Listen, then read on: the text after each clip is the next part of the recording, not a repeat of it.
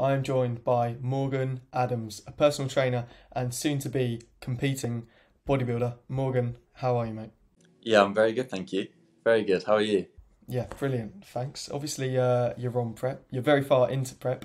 How many days have we got left until you're on stage? So I've got 3 days now. So 3 days out. So I'm competing on Sunday. So all of my training has decreased now. So sort of taking it nice and easy before the show, which is nice because it's been quite intense up until now. So And is it becoming a little bit daunting? Obviously, this is your first show, isn't it? Is it getting to you at all, or are you more excited than anything? yeah, I've not thought too much about the nerves yet. I think up until now I'm more like excited to get it done. Obviously, because I've been training for a couple of years now with the idea of going into competing. So I've sort of put the idea of the actual show date to the back of my mind. But I'm sure come Saturday, Friday, that sort of time, I'm sure I'll be a bit nervous then, for sure, definitely. Would you say is obviously this has been quite a long prep. You said that it's been helped by the fact that you've got a coach now and it's a bit more manageable. But what do you think is the most important part of a prepping stage for someone like yourself? What's the most essential thing for it to actually last until the end? It's about sort of keeping it interesting. Having that goal is massively important. So there's been a few times where I've been tempted to, go over my daily calories, or I've been tempted to maybe cheat on the diet, that sort of thing, or maybe miss a gym session. But knowing that at the end of the day and at the end of this process, I'm going to be on stage, my tiny little pants, in front of, potentially hundreds of people, it kind of keeps you on that track of you can't mess up. You literally, that if you do decide to, try and bend it and try and squeeze in a few more meals here and there, then it's going to show in the end package. So the hardest part of it has definitely been sort of mentally the resilience of sort of having to stick to that routine just so that, the end product is as good as it can be. Now, obviously, a lot of bodybuilding is more of the mental aspect of things. But before we get on to the psychology, I wanted to talk about what you said about you've been tempted by a few meals. I saw one of your Instagram posts maybe a month ago, I'm not sure. You said that you doubled your daily calories in one day. So you gave into those cravings, and it is definitely something that's quite natural in the sport. It's a hard thing to do. It's a hard thing to restrict yourself, especially for the long time that you have. What was it that made that occasion so hard to prevent? You understand what I'm talking about? So yeah, with that one, it was getting to a point where my calories had been dropped a little bit more for a little bit of a longer time, and physically I was feeling a lot of fatigue. So it was, my legs were heavy, they were sore. Even my arms, like getting out of bed every morning was becoming a bit of a task. And whereas you think, fresh out of bed, you're going to have the most energy because you've just slept throughout the night. But there was a few days where I was really, really struggling physically. And also, because I was, as you said, it was about a month ago. So I knew I had enough time after that I could sort of, if I did end up adding any fat on, then I could just, taper it back in.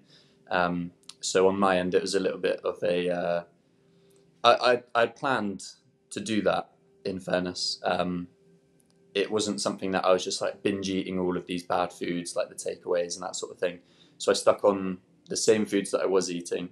And in my head, I just sort of thought, if I eat these good, nutritious foods, but just a lot more of them, then I'll have that extra little bit of energy, have a few days off the gym, because as I said, the fatigue was massive at this point.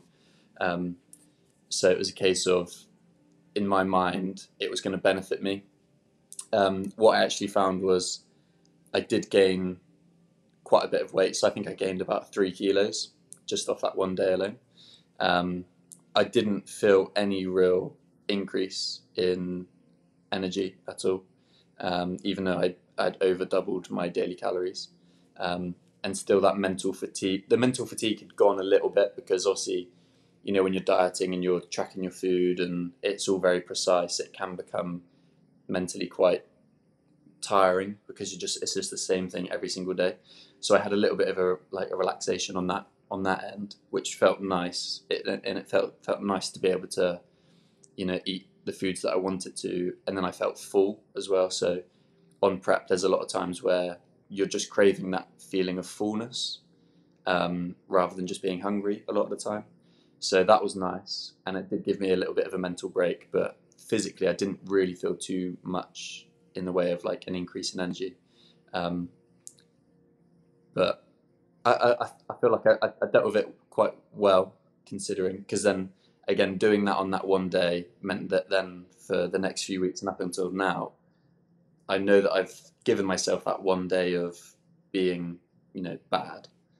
And so now I'm back on it, and I know that because I've had that one day, then I can just every single day after that, I can do exactly what I need to do, eat the exact right amount of calories and that sort of thing.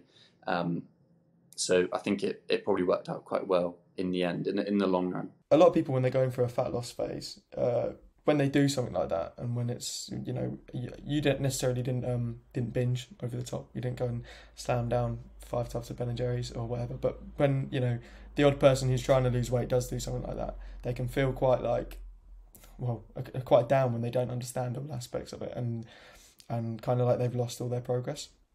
What would be your main piece of advice to someone like that, where they've worked so hard for so long, but then they let themselves go a little bit on one occasion? They, for instance, they get a takeaway, or whether they enjoy themselves a little. What would be your advice to overcoming that mentally? Yeah. So ultimately, and what I've realised during prep is that even with the clients that I've got, these are more like, as you described, lifestyle clients. So they're not doing it to do a bodybuilding show. So whereas for me, I know that I'm going to be judged on my physique at a set day at the end of my diet. So if I binge, then it's not a good thing.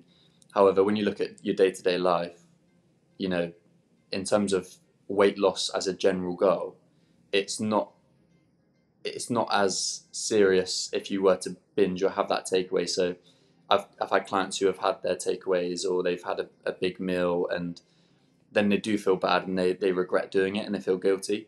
There's really no need, and I'll express this to them as much as I can, that if you have that one meal a week where you've gone over your calories, you just need to try and find ways throughout the week where you can sort of bring back the odd few calories here and there, just to make sure it levels out a little bit.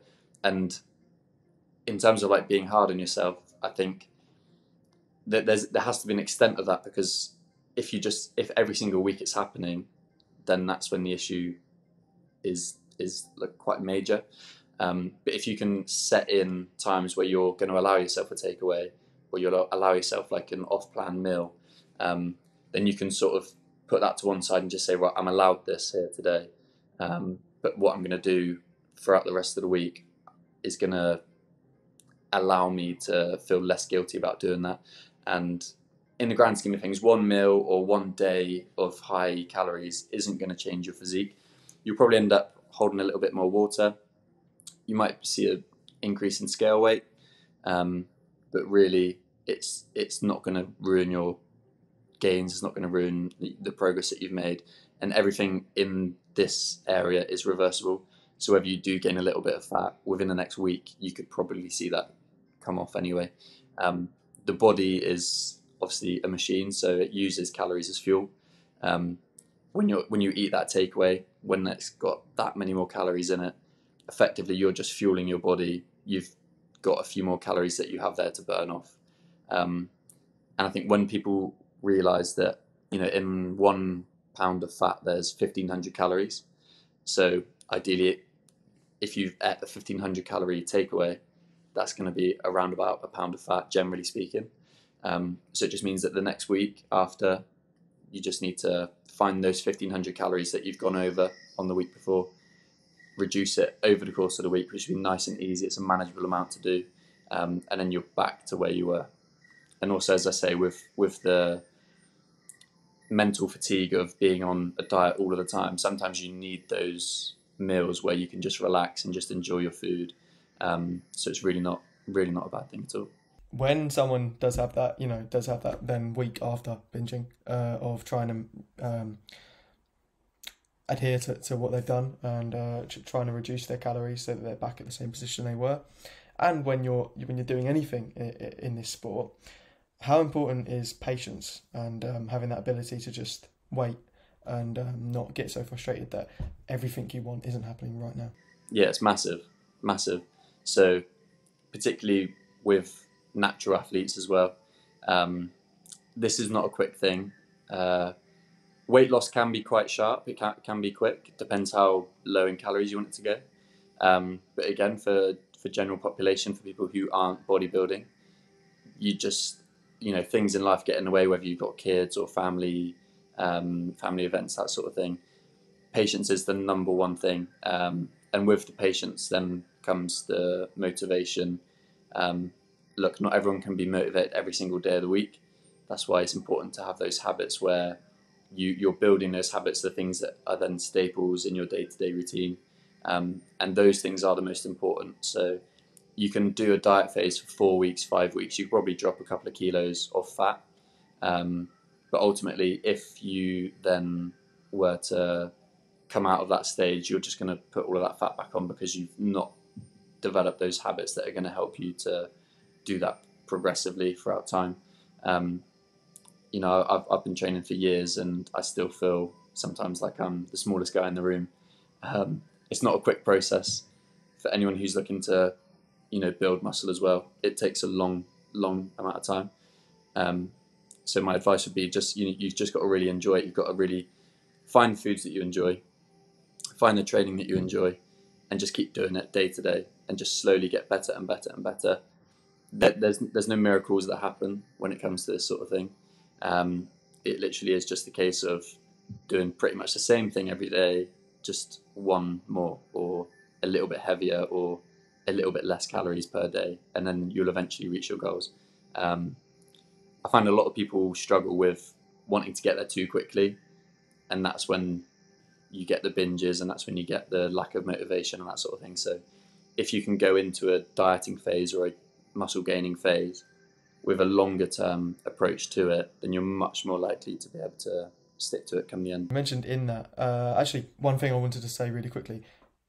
Ultimately, the sport comes down to falling in love with the process, am I right? Rather than the end goal, because if you fixate so much about the end goal, the actual process won't become enjoyable. And then if you don't carry out the process to the best you can, you won't get to that end goal anyway. Yeah, of course. Yeah. So if you're not enjoying it, there's 0% chance that you're going to stick to it for the long run, whether you've got an end goal.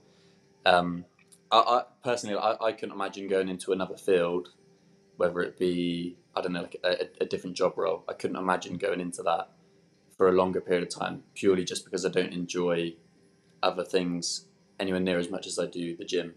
The only reason I've stayed in the gym for so long is because I love the process of doing it. Seeing those little wins, and whether you are in the gym, and if it's 1 rep more than you did last week or 1 kilo heavier than you did last week, I get great enjoyment out of those things. So I couldn't imagine doing something other than this. And ultimately, if you've got somebody who doesn't want to come into the gym, who doesn't enjoy the gym, there's many other options in terms of like fitness that they can get into, whether it's yoga, meditation, an outdoor run or cycling, that sort of thing. You have to just basically find something that you enjoy doing, that is easy for you to do, easy for you to get into your daily routine, and just progress that. So whether you're on a bike ride and you do 5k one day, 6k the next day, always improving, always doing a little bit faster. It doesn't matter what you do in terms of physical activity, but so long as that you're doing something and then getting better at it continually, then that's the formula that I think most people need to look at. So obviously, you've been in the game quite a while now, but you, as you just said, you still get those moments where you feel like the smallest guy in the room. You've been working hard for quite a few years and you put in a lot of work, but clearly, no matter what, those almost mind games, they get to everyone. You said on your Instagram that it is all about those mind games. How do you cope? It's hard. The mind games, for me, have definitely been the hardest part, um, because ultimately, I don't think. Now, I could be wrong, but I don't think when you look in the mirror, like as yourself or the people that are listening, when you look in the mirror, like, do you really feel like you are the person in the mirror?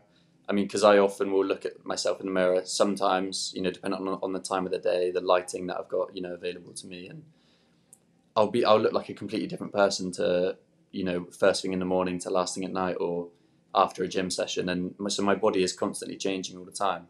Um, so it's very difficult sometimes, and it can be quite demotivating to look at yourself in the mirror and think, oh my God, I've been working out for years and I don't look any different, or I'm not as big as I want to be, or I'm too fat, I'm too thin, that sort of thing. Which is why I like progress photos. I always get my clients to take progress photos initially, and then every sort of month or so after that, because the progress photos generally won't lie to you. And then you can see that clear development. And I think more than ever, since I've been documenting this prep on my Instagram, looking back at the photos that I used to take in the gym from years ago, and I'm looking at those and I'm thinking, wow, I've made quite a lot of progress there. Whereas if you had asked me before I looked back at those photos, I probably would have joked and said, I've not made any progress. I'm still just as skinny as I was at the start. But it's really good to look back and see that, even though you might not feel visually like in day to day, it might not feel like you're making any progress, but actually, looking back on old photos, you're making a lot of progress, really. As well as photos, is possibly like strength numbers, like kind of a good thing to look back on and see where you've come. Because I mean, obviously strength, it fluctuates through off seasons, preps, whatever, how fatigued you are. But if you are a certain way down your fitness journey or your bodybuilding journey, and you kind of get that impression of like, I haven't really done anything. Like if you've tracked your lifts for so long, you can literally see on paper how much you progressed. Is that something else to look at as well? Yeah, definitely. Yeah. So for anyone who's not tracking their lifts at the minute, my one advice would be definitely write them down, whether it's in a notebook or on your notes on your phone, or there's some really good apps out there which you can track your lifts as well. Um, Again, because the human body it fluctuates quite a lot anyway. So it's just not enough to go off of just how you look or how you feel sometimes. And you might go into the gym, for this example, and you might feel like you're actually really weak. But then if you look back at last week's numbers, as I said before, so long as you've got 1 rep more or 1 kilo heavier than you got last week, then that is literally all that matters. And it might seem the most minuscule little thing to you at the time, and you might think, oh, I've only got one more there, but that's one more than what you would have got if you hadn't gone to the gym that day, or if you'd missed it. And it's those little things that actually, if you look at the best bodybuilders, in the world, that's all they've done for years. That's again because they've been so committed to it, because they enjoy doing it, and they take massive pleasure in seeing those little wins every day. And it's finding those things that works for you. So track all your numbers, whether it's like a run, as I say, because that will motivate you to keep going and keep getting better as well. Because at the end of the day, you're just challenging yourself. You're not in a race with anyone else. All that matters is that you beat you last time out. So every time, try and just go one better. What made you actually want to become a personal trainer or a bodybuilder in the first place when you first started out, maybe lifting, going to the gym? Do you remember maybe your first experience? Yeah, so I think I've got quite a typical answer, which if you ask most guys why they started working out, they probably give you the same response. Um, so when I was in school, I was always very, very skinny, and I would get taken a mick out of sometimes for how skinny I was, and people would comment on it quite a lot. And so I went to first year of college, and I walk in, and all of the lads, they've got their t-shirts filled out. Their arms are filling out the t-shirts. Nice tight fit on their arms. And I was sort of looking around, thinking, do you know what? I'm nowhere near what these guys are, like in terms of like athleticism wise as well. And partly in the back of my brain, I was sort of thinking, there's not going to be any girls that are interested in me if I've got skinny little arms. Because obviously all the other lads in the class had big arms. I remember it quite clearly. The first week of college, instantly I was just like, right, I need to get to a gym straight away. I need to get bigger arms. I want girls to be interested in me. I want to be better at football because I played a lot of football when I was younger. So I needed to be stronger as well because I was going into like an older age group as well. Um, so that was the reason why I got into it. And I think quite quickly, to be honest, I started to realize that I did really enjoy like the process of going to the gym, and I liked noticing the differences straight away. So when you initially start going to the gym, you get something which is known as like, newbie gains. So you build a lot of muscle quite quickly because your body's adapting to the stimulus that you're giving it. Um, so I really enjoyed that process, and I enjoyed the fact that I was making myself different. So I was literally changing my body, and whether it would be so I wasn't really tracking my weights and my lifts that much at the time. I was just going more just for a bit of a social and just to try and get a little bit bigger. Um, but then when I started to get people sort of notice that I was gaining a bit of muscle, and you have those comments like, oh, you're looking a little bit bigger, or you got bigger arms now. And it's those little things that keep you motivated to keep going, because you're like, oh, I wonder how big I can make it. And then you obviously see on Instagram as well, you see like the influencers who were working out, they're doing their bodybuilding shows, and they look great. The physiques are really good, and so that's something that I was always using as a tool for motivation as well.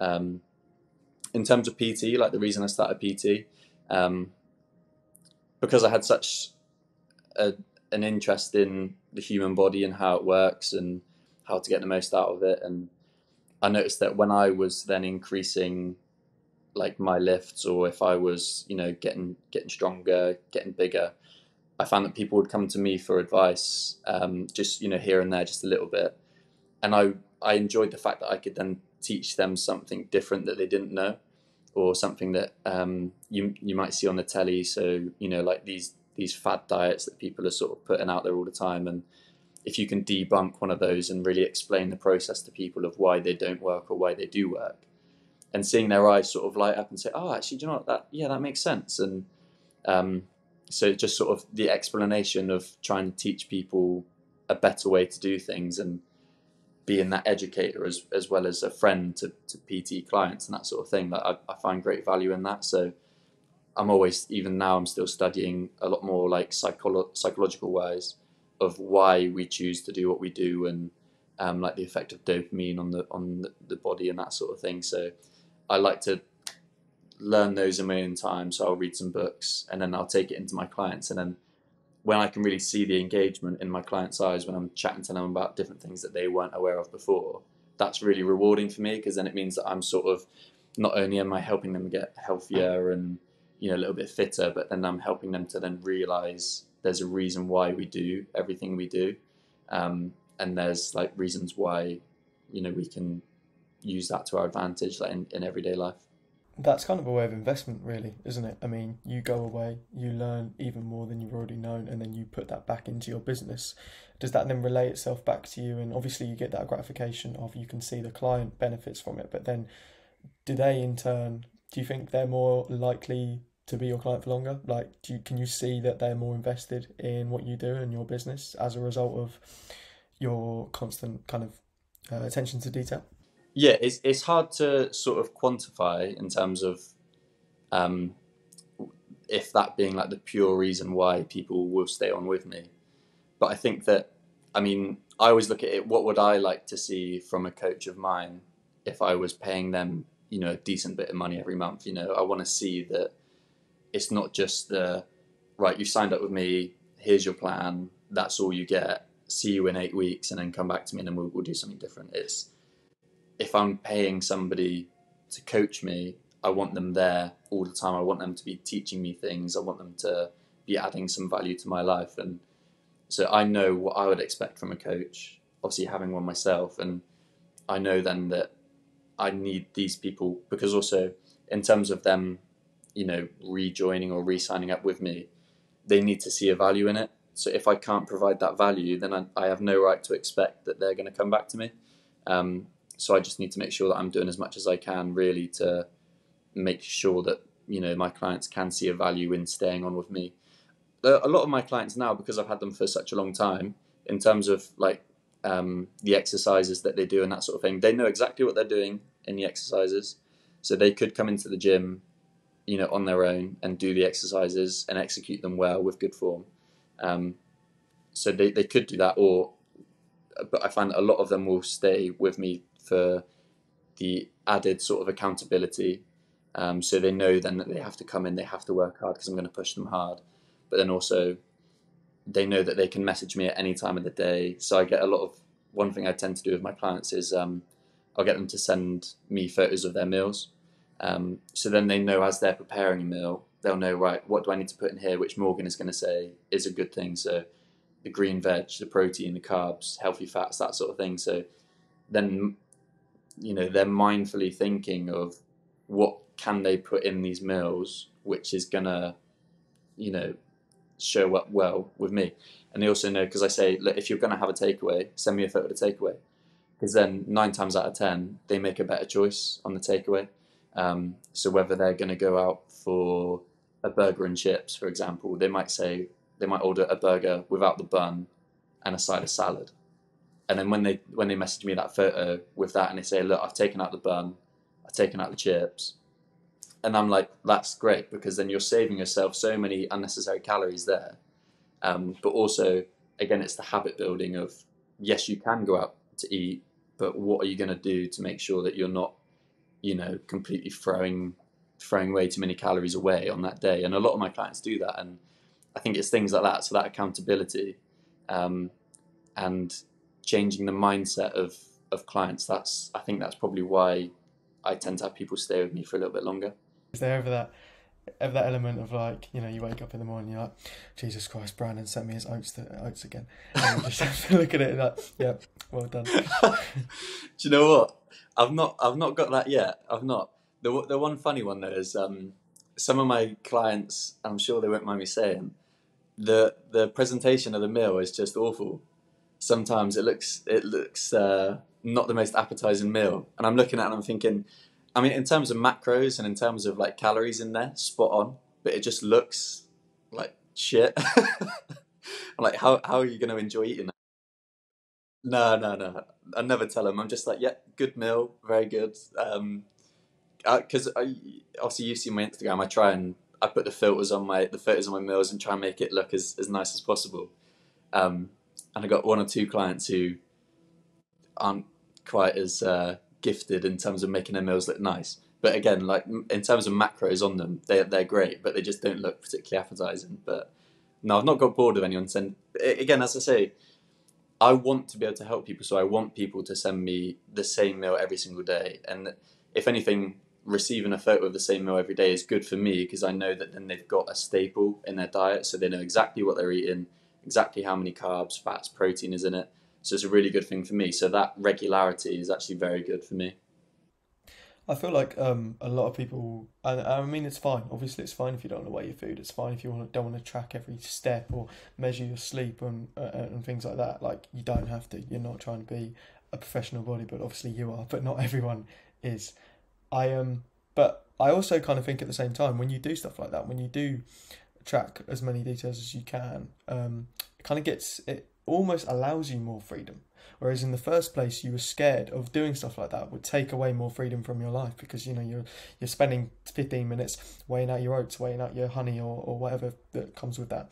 But actually, by doing that, you might realize, oh, I've actually got like another 400 calories left for the day. Oh, I'll go and then you've got that freedom of going to have a dessert with your food. I wanted to move on to your current coach. Now, I'm pretty sure, I might be making this up in my head, but I'm pretty sure the first time I was made aware of you was when I was on Joe Brightman's Instagram. All right, yeah. So, because he put me in a story a few times, and then I remember once I was watching one of his YouTube videos on the big screen in my house in the front room, and just like randomly halfway through the video, he films himself doing it like one of my check-ins, and I remember just sitting there like, oh shit, I'm on his YouTube. It's just photos of me in my underwear on his YouTube being watched by thousands of people, which is quite mad. But yeah, I work with Joe, so I've been with him since March. It's been great, to be fair, really good, invaluable in terms of like the information that he's given me. Can't fault it, really good. Why did you end up choosing Joe?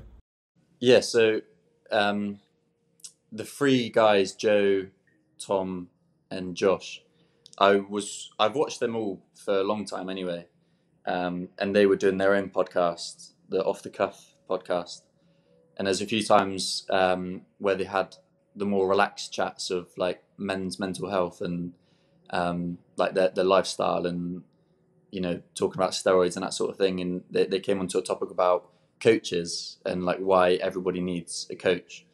And up until now, because this is when I was going to do the show on my own, and I was going to sort of um, I was just going to sort of like coach myself through it because I thought I could. And I sort of realized it would be really good to have somebody who has knowledge in the area, just to make sure that I do it right. So if I'm going to do this, I need to do it right the first time. I can't, because ultimately the reason why I wanted to compete was so that I could have the stage photos of myself in a really good condition, so that I could show my clients that I know what it takes to get to that level of body fat. And I just sort of thought to myself, again, it's the investment thing. So if I invest in this now, if I invest in the process as much as possible, get the most out of it as possible, make sure I do it right, and then I know that I'm going to have like the best rewards from it. And Joe just sort of seemed more like really, really relaxed, like down to earth, like very chilled out. And I tend to think of myself as the same. So I'm not erratic and quite sometimes I get the comment of if I was any more laid back, I'd fall over and that sort of thing. So I think on like a personal level, like personality wise, I think he most matched me. So I thought that's probably the best one to go for. And then I contacted him, and it was really simple to set up, and it was professional as well. So I'd inquired with a few coaches before who just gave me sort of like one word responses, like initially in terms of like onboarding and that sort of thing. But it was like really, really well thought out and really like in depth. And so it's sort of straight away, really, because I had the online sort of phone call with him, straight away just trusted that he was the best person to go to straight away. And obviously he's got a lot of experience. He's a pro bodybuilder, so he's done it all before. He's done plenty of shows. He's had plenty of clients that have competed and done really well in shows as well. So it was a no-brainer, really. He speaks a lot about how the more you put into a business like that, and the more you try and look after your clients and care for them, the more you'll get out of it in the end, and the more confident they'll be to stay with you. Is that something that you try and do you try and replicate, or something, or his model of coaching, is that something you look up to? Yeah, 100%. Again, as I say, because when you're paying for a coach, no matter what level you're at, you're just looking for you're actually looking for so many different things that I don't think you realize at the time. So a lot of like my guys now, I would say that I'm friends with them. So like they come in and they're a client, and then in like my goal is basically just to become friends with all of my clients, because it's so much more nowadays than it used to be. Like when I was PTing before, it was very much a case of, right, you come in, you do your PT session, you go home, and that's it. Like that's the service that you're paying for. But actually, you got to realize that these people are paying a good bit of money. Like the rates are quite high, and so they're not just paying just for the hour that they're seeing you per week. They're paying for the whole like inclusive package of, you need to be there for them. You're like a friend as well as a counselor for them. They come in, they tell you their problems, and in learning about the different psychology about just day-to-day life, let alone just the training and nutrition, I need to be there for these people to make sure that I can give them some advice on other problems that they're having. So I would never claim to be like I don't know, like a counselor or anything like that, but a lot of personal training is counseling, really, because you're getting people who they'll come into the gym and they might not have you know a lot of friends outside. They might not do a lot of social events, and they'll come to you just for a chin wag a lot of the time. And it's about putting them through a good workout for one, and also then just making sure that you're there for them to hear their problems and try and provide some degree of a solution. Now, I would never go as far as to say I'm going to give them complete life advice and say you need to do this or you need to do that, but I would say, look, from my point of view, this is the situation that you're in. Here's what I would do. And again, with the books that I've read, so the one that I always refer to with my clients is the chimp paradox. This is about the emotional brain and how the emotional part of your brain is always the first part to react to any situation. So it's about really controlling your chimp, and how that's a whole different person. So the chimp is not you. The chimp is just somebody who lives in your head, who gets emotional, who gets angry, and it's about basically disconnecting from your chimp and basically trying to calm your chimp down in order to get the best out of a situation. So, but you're going back to the coaching. It's so much more than just, right, lift this weight, eat this food. It's a whole friendship thing. You have to be good at relationships, and you have to be, confident enough in your coach that they're out just to do the best for you possible. Like, at the end of the day, you're putting a lot of money away every month to have a coach. They need to be providing you the best possible service, definitely. I wanted to bring it back to prep now. Just one more final question on your prep. Do you know who the Big Kent is? I've seen a bit of it on Instagram. Yeah, so the reason why I bring him up is because he is, he's an amateur bodybuilder. He's got a really good Instagram account, so it's definitely worth a follow. But he's been prepping for a couple of months now. He had a massive off season, and there's a reason why he's called the Big Kent. He was huge, but he's now, he was getting quite close to his competition date, but he's just had to announce that he's stopping his prep because of external factors, influences in his life. Judging from the post, it comes down to his work life. How important is managing external factors that stress you out, basically, for the longevity of a prep? Yeah, so I've been quite lucky, really, in terms of like managing stress. I like to think that I've got next to zero stress in my life at all. Now, that might be just because I've dealt with it relatively well, like up until now. But I've always said that the biggest stress factors for me in my life was always money, so finances, and I can't remember what the other one was, but money was always the main thing. So from years before, I've it's a process of trying to do what you can as early as possible to make sure that you can suffer as little as possible with stress. So if you know that, for example, money-wise, you're going to be spending a lot more in the next couple of months, then you need to do something now to make sure that you've got an excess of funds back to help reduce the stress of having that lack of money in the next couple of months. But then in terms of, like, aside from the money and the finances and that sort of thing, I found personally, and also with a lot of clients, that relationships can also be a massive cause of stress for people. So obviously, at the end of the day, everyone is an individual person. Everyone has their own individual goals, and ultimately, you need to work in your life to make sure that your life is as best as it can be for yourself. Because you can't guarantee that relationships are always going to be there. You can't guarantee that certain things are always going to be around, whether that's a job, a relationship, or like houses, that sort of thing. So you just need to basically do everything that you can every single day to make sure that you are set up well. Now, I know that if I had stresses in my life now which took away from bodybuilding and the meals that I'm eating and that sort of thing, I know that that would really stress me out, because I've got that goal that I've set myself, and I've worked so long now for that one goal that I know that if anything was to put me off, then it would cause an issue in my head, and then I would start panicking that, maybe I've missed the gym session, or I've missed a meal that I should have ate, and that sort of thing. So it's important just to lay it out, set your days out. Even like now, for example, so I'm still doing my personal training throughout this week and next week as well, but I've booked off the time. So on my day job, I've booked off these couple of weeks completely off from that, because I know that I've got this big stressful period, which is now. So I'm just trying to limit the amount that I'm doing in terms of that. But in terms of the personal training, because I love doing that, because I find it enjoyable and rewarding, I know that even on the days where I had 2,000 calories a day when I was struggling energy wise, I know that I would come into work in the morning with a PT client. They would bring the energy because they want to come in, they want to work hard, they want to achieve their goals, and that energy would then bounce off on me. So I knew that I would always keep personal training sessions in up until as close to possible as the show, because that provides me that energy, and that is a stress relief for me. So again, find those things that you enjoy doing, find the things that are rewarding for you, and just keep doing them. Ultimately, there are some things that and I see it all the time, people will stress out about things that are not in their control, and it is honestly the worst thing to do. So especially like if you're looking forward to an event, so something that's going to happen in the future, your brain doesn't know the difference between you stressing about it before and then you going through it at that time.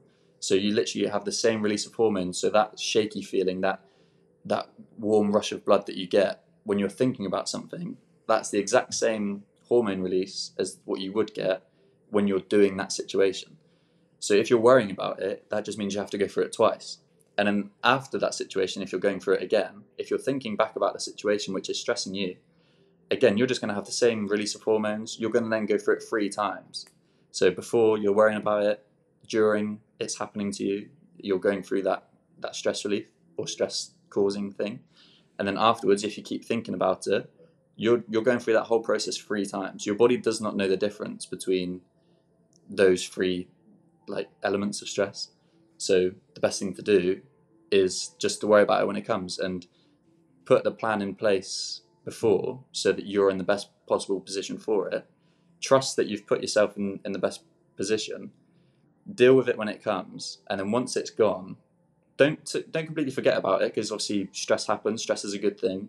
You know, it keeps you on your toes, it keeps you healthy, and you've got to have that level of stress to then realize the highs when you're at the highs as well. But just appreciate the stressful times. So understand that it's hard. Say, look, I'm really struggling here. You know, accept the struggle, realize the struggle, but then don't keep reliving it. So don't keep going, oh, I wish I didn't eat that. Or, I wish I didn't do this. Or this was awful. When you're laying in bed at night looking back on a stressful event, you're not doing anything good for yourself at all. You're just causing yourself more problems than you realize. So it's really important to disconnect, and that's where like meditation comes in. So if you can just slow your breathing down, bring yourself into a good headspace, think of nice positive thoughts, look ahead to a future goal, that sort of thing.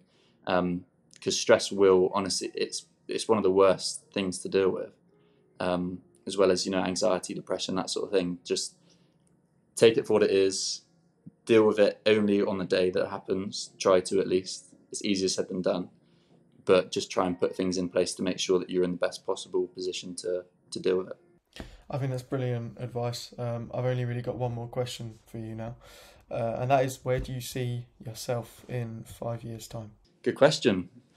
I really don't know, to be honest. There's a few different ideas in my head.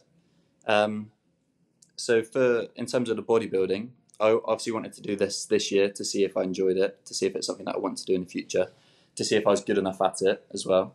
So I'll see how Sunday goes, and if that goes well, then I'll make a plan from there. So in terms of bodybuilding, I'm not too sure. I know that in the next couple of years, I wanted to do more of like a functional style of training, so more, you know, CrossFit-esque, that sort of thing. Because I want to just keep as healthy as possible. So I'm not interested in steroids. I'm not interested in trying to get as big as possible, because I understand it has a lot of like health effects on you as well. So I just want to be as healthy as possible for as long as possible. That's the boring answer. In terms of like personal training, I've always wanted to own my own space, so like my own facility. So the goal from when I started personal training was just to, you know, save as much money as possible to hopefully reinvest into my own area, which I can, you know, PT people out of. So in terms of like a 5-year plan, I would love to have my own space, and PT clients out of there regularly, and have that as like the main job. And in terms of bodybuilding, who knows? Yeah, I would definitely compete again. Pretty sure I'll definitely compete again. But I need a couple years out to build some decent amount of muscle, because this is my last year of juniors this year. So I'm at the top end of the junior age group, which means that when I go into the men's, I'm going to be a lot smaller than a lot of the guys, because they can be up to, you know, 35, 40 years old. So it'll be a couple of years now of gaining as much muscle as possible. Maybe 2025, do another show. So then I'll be 25, 26 years old. So do another show then, I think, if it all goes well. But ultimately, I know as well, you know, goals change, people change, circumstances change as well. So that's the idea at the minute. But yeah, we'll see how it goes. Morgan, you've been brilliant. Thanks, mate. Where can people find you on Instagram, socials, all that?